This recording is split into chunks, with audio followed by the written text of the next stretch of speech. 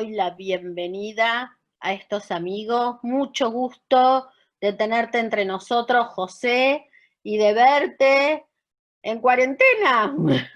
Bueno, contamos en este bloque con nuestros amigos, docentes, queridos, Marcelo Marmer, Roberto Bronstein y el doctor José Bonet. Les pido que vayan haciendo, van a poder hacer preguntas. Le he pedido que durante cada exposición vayan formulando las preguntas, así las vamos juntando y las podemos hacer cuando cada uno termine, cuando terminen los bloques. Adelante entonces, Marcelo. Bueno, vamos a hablar hoy entonces del duelo ante la pérdida de familiares por COVID-19. Primero voy a hablar de las generalidades del duelo complejo o patológico. Después vamos a hablar de lo que significa en particular esta instancia de atravesar un duelo durante la fase de pandemia y pérdida de un familiar por COVID-19. Y finalmente vamos a aplicar lo que fuimos viendo a un caso clínico. La próxima, por favor. Desde el inicio de la cuarentena, ¿alguien de ustedes puede contarnos por sí o por no si tuvo algún problema con los vecinos para ingresar al consultorio? Bueno, o sea que hay una minoría de un 13% que ha tenido dificultades. Lamentablemente.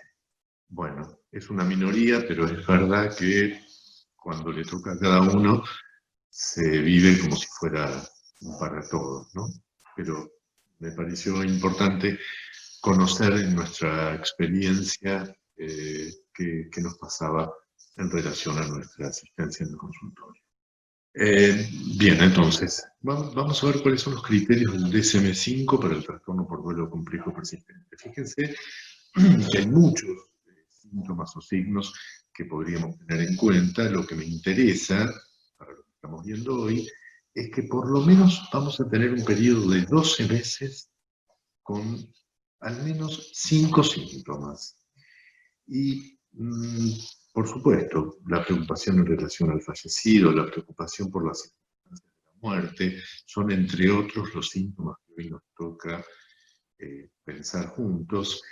Y me interesa lo que señalé con una flechita, que es un cuadro en el que, además de la persistencia de síntomas por 12 meses, tiene como característica la incredulidad o anestesia emocional en relación con la pérdida. La próxima. Por supuesto, hay otras características en las que no me voy a detener hoy, pero me interesa también, por el caso que voy a presentar, que tengan en cuenta este otro punto, el punto E, que es la reacción de duelo desproporcionada, pero también que puede ser inconsistente con las normas culturales, religiosas o apropiadas según la edad. La próxima.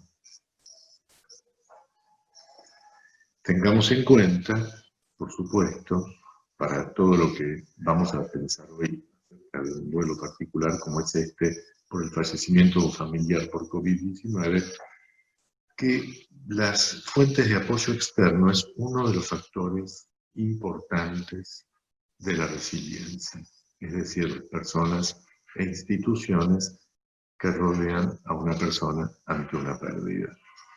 La próxima. Me interesa compartir un pensamiento de Philippe Ariel, que dice que el hombre moderno, en su libro Historia de la muerte en Occidente, el hombre moderno ha reprimido la muerte y la ha alejado de él por miedo. La muerte no tiene espacio en una sociedad orientada al rendimiento, como es la sociedad en que vivimos, ¿no? Desde mi criterio. La próxima, por favor.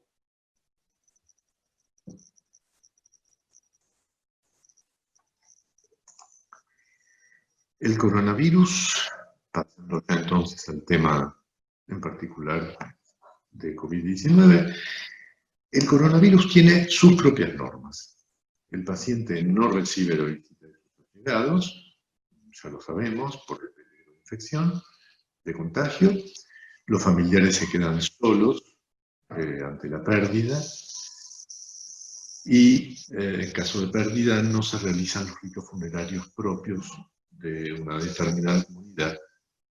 Podríamos decir que la muerte queda entonces totalmente excluida de la vida social cotidiana. La próxima. Quiero trabajar siguiendo lo del DSM, pero desde un punto de vista también de un autor que es Horowitz, que me interesa, que define el duelo complejo como aquel cuya intensificación llega al nivel en el que la persona está desbordada, recurre a conductas desadaptativas o permanece inacabablemente en este estado sin avanzar en el proceso de duelo hasta su resolución. Me interesa este último punto, por el caso que hoy nos convoca, que ya lo vamos a desarrollar. Me interesa este estado en el que alguien puede tener un duelo en el que no se ve trabajo de duelo, en el que no se ve avance en la tramitación del duelo. La próxima. Bueno, para Horowitz también, por supuesto, hay diferentes tipos de duelo: el duelo crónico, el duelo exagerado. Próximo. El duelo enmascarado, con síntomas y conductas que causan dificultades, pero la persona no se da cuenta ni reconoce que están relacionados con la pérdida. Y otro tipo de duelo que describe Horowitz, que es el duelo retrasado o congelado. La persona tiene una reacción emocional insuficiente en el momento de la pérdida. Puede deberse a falta de apoyo social, a la necesidad de ser fuerte por alguien más o por algo, o sentirse abrumado por la cantidad de pérdidas. Me interesa precisamente este punto de la falta de apoyo social relacionada con un desarrollo de un duelo retrasado, porque en el diagnóstico que quiero discutir hoy de la paciente que vamos a presentar, esta es una de las características en juego. La próxima, por favor. Vamos a ver cuáles son los factores de vulnerabilidad para el duelo patológico y a ver si encontramos en nuestro caso algunos de ellos. Los factores de vulnerabilidad en general están relacionados con aspectos traumáticos. La fragilidad emocional individual, por supuesto, es uno de ellos. No lo podemos descartar. No solo el duelo se relaciona con factores exteriores, obviamente. Por otro lado, tenemos circunstancias específicas de la muerte como factores de vulnerabilidad que se consideran más traumáticas, como las muertes súbitas inesperadas, como es este caso de muerte por COVID-19 que nos ha tomado a todos por sorpresa, y también cuando hay pérdidas múltiples, que es otro elemento, otro factor que hace a estas, es decir, lo abrumador que es estar atentos a que puede ocurrir la muerte muy cerca de cada uno de nosotros, haciendo que estas pérdidas sean múltiples. La próxima, por favor. Otros factores de vulnerabilidad entonces para el duelo patológico también son la no recuperación, la imposibilidad de ver el cuerpo. Fíjense ustedes qué punto importante. Esto se escribió mucho antes de lo que pasó con esta pandemia, pero la imposibilidad de ver el cuerpo, que es una de las cuestiones que nos ponen en juego, la pandemia, mejor dicho, también es uno de los factores de la vulnerabilidad para duelo patológico. La próxima. Entonces, el duelo por la muerte por COVID-19 tiene las siguientes características, por lo menos las que yo pude reunir y me parece que quiero compartir. Hay incertidumbre y desconocimiento alrededor de la enfermedad, imposibilidad de acompañar al familiar durante la enfermedad, el contagio por coronavirus se da de una forma más o menos inesperada, según los casos, por supuesto. Suele no haber preparación previa porque hay cierta negación y realmente no hay una preparación digamos, que nos haya permitido afrontar esto de un modo no sorpresivo. Por otro lado, las pérdidas múltiples de las que ya hablamos, la imposibilidad de ver el cuerpo y, por supuesto, en ello va a influir mucho la importancia que tiene en todo este episodio el factor individual y de la información por parte de las autoridades. La próxima, por favor. Bueno, es la pregunta. Entonces, lo que vimos hasta aquí, ¿considera que la pérdida por COVID-19 es traumática siempre?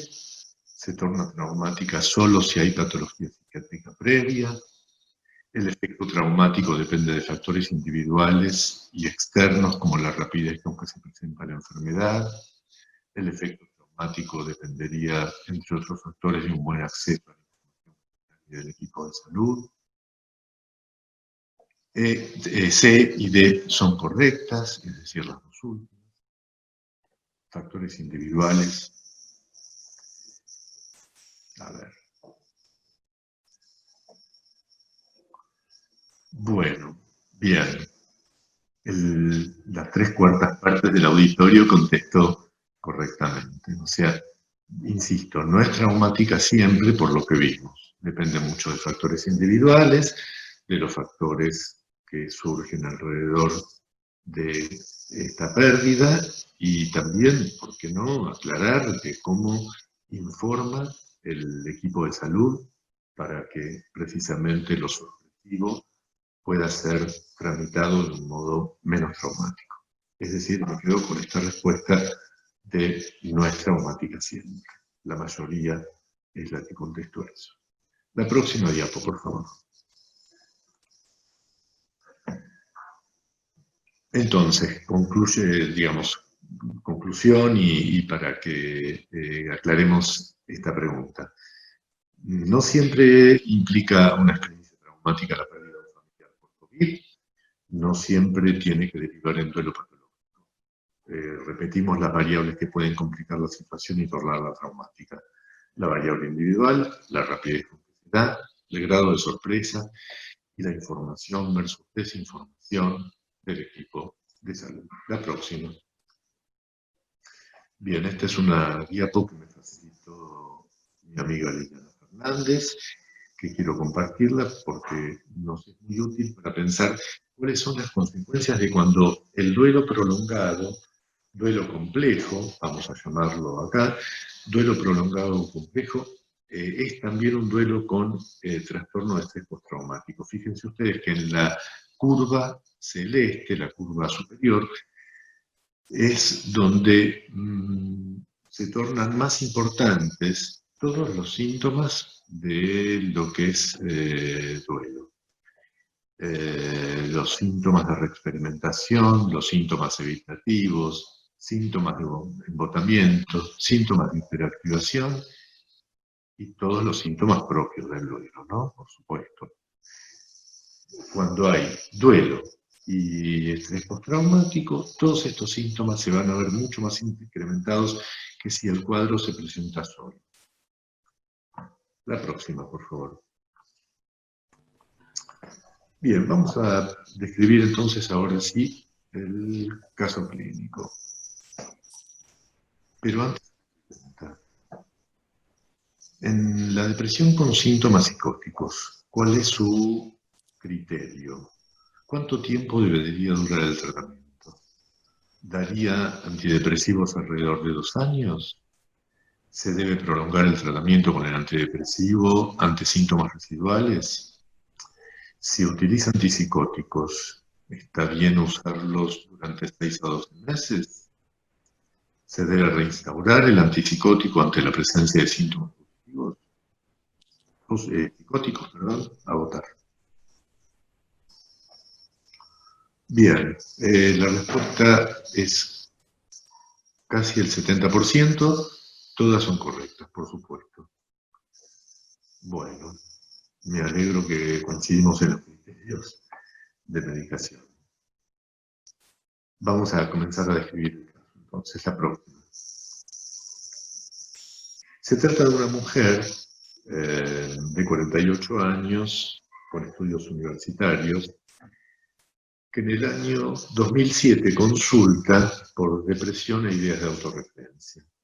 Se le diagnostica trastorno depresivo con ideas psicóticas, no congruentes con el estado de ánimo, y es decir, las ideas que no implican temas depresivos, típicos de incapacidad personal, culpa, muerte, sino claramente ideas de autorreferencia. Recibe entonces tratamiento de psicoterapia y medicación con quetiapina, escitalopram y clonazepam. A los 2 años le diagnostican hipotiroidismo autoinmune, es medicada con levotiroxina, interrumpe su actividad laboral a causa de la ideación persecutoria y se rota el antipsicótico a risperidona, continúa con el prazolam y escitalopram. En el 2013 hace un segundo episodio, continúa con el mismo plan de medicación. La próxima, por favor. Aclaro que en el medio la paciente retoma su actividad laboral. Ya en el 2015, cuando está trabajando, le diagnostican trombocitopenia autoinmune con anticuerpos anticardiolipina, la medican con ácido fólico y prednisolona. En el año 2016 tiene dolor e hinchazón de articulaciones, le diagnostican síndrome autoinmune indeterminado y es medicada con hidroxicloroquina.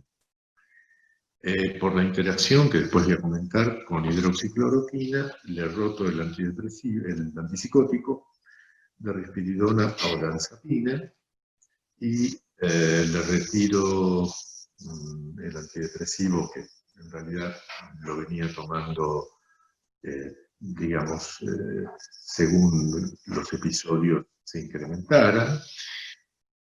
Y en abril de este año fallece su madre por coronavirus. La paciente está estable, sigue trabajando y una pregunta que me he hecho es si está cursando un duelo congelado. Precisamente porque habla mucho del trabajo, está muy bien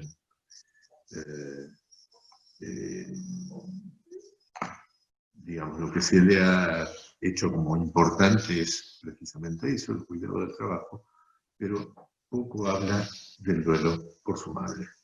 Próxima, por favor. Lo único que ella me dice en relación al duelo, yo trato de que traiga el tema, es que se quedó en el hospital hasta que le dieron el resultado del test, que fue positivo. Le pedían que se fuera, pero ella se fue recién cuando estuvo el resultado. Y luego se fue a su casa y la llamaron a avisarle que la madre había fallecido. Le aconsejaron no ir al entierro por su patología autoinmune. Y lo que cuenta que le alivió mucho, esto es algo que lo trae a los puntos digamos, que colaboraron en la estabilidad actual, es que la coordinadora del geriátrico se sentó a hablar con ella hondamente acerca de su madre y tiene que ver con lo que decíamos de que el equipo de salud, en este caso la coordinadora del geriátrico donde su madre estaba, fue bastante continente y la informó y la escuchó. La próxima. Bueno, este es un trabajo que les quería contar porque reúne muchos trabajos, es una investigación de la librería Cochrane, de casi 4.000 trabajos, con una N de 929 pacientes, que por supuesto la combinación de un antidepresivo más un antipsicótico es el tratamiento con mejores resultados para la depresión con síntomas psicóticos. Una diapo que también me facilitó Liliana Fernández. En un duelo complicado, los IES, por supuesto, tienen una muy buena eficacia en las dosis habituales. ¿Sí? La próxima, por favor. Bueno, lo que les quiero comentar de este caso, ya que en junio, ustedes tal vez saben, se retomó por parte de la OMS la investigación de hidroxicloroquina para pacientes con COVID. Esta paciente está tratada con hidroxicloroquina por su cuadro oncológico y aprovecho para entonces comentarles algunas interacciones que después, si alguien necesita, yo dejé la cita aquí bajo la diapo, pero les comento que por lo menos cuando un paciente está tratado con hidroxicloroquina, está contraindicado el uso de quetiapina, haloperidol, ciprasidona y clozapina. La risperidona no está contraindicada, pero es de alto riesgo, por lo menos mayor riesgo que la olanzapina y la alprazolam. Por eso cuando mi paciente empezó el tratamiento con hidroxicloroquina, yo la roté a olanzapina. La próxima, por favor. El ritonavir, no sé si ustedes ven esta diapositiva. La próxima, ¿verdad? Exacto. Gracias. El ritonavir, que es otra de las drogas utilizadas en COVID-19, también aumenta los niveles plasmáticos de la mayoría de los psicofármacos vía las enzimas hepáticas y disminuye los niveles plasmáticos de olanzapina por inducción también enzimática. Lo que les había comentado en la diapositiva anterior, ¿podemos pasarlo un minuto? ¿La anterior? Gracias. De la contraindicación de ciertos antipsicóticos es por el aumento del QTc y no por un tema metabólico, como ocurre sí con el ritonavir. Quería aclarar esto. Entonces pasamos a esta diapositiva. También los antidepresivos tienen interacción. La hidroxicloroquina y el ritonavir aumentan los niveles plasmáticos de antidepresivos iguales. Por eso hay que disminuir la dosis del antidepresivo. Y además el citalopram y el escitalopram están contraindicados con el uso de estas dos medicaciones, hidroxicloroquina y ritonavir, por aumento grave del intervalo QT. La próxima, por favor. Bien, por último, para finalizar, los rituales de despedida son actos simbólicos que nos ayudan a expresar nuestros sentimientos ante una pérdida, a poner un poco de orden en nuestro estado emocional, a establecer un orden simbólico para los acontecimientos vitales y nos permiten la construcción social de significados compartidos. Debemos al hombre de Neandertal el franqueamiento de una etapa fundamental de la humanidad, la adquisición de la expresión simbólica funeraria, una de las singularidades de la especie humana, conservar la memoria. Son palabras de Edith Lorand. Bueno, muchas gracias. Nos vemos luego en las preguntas.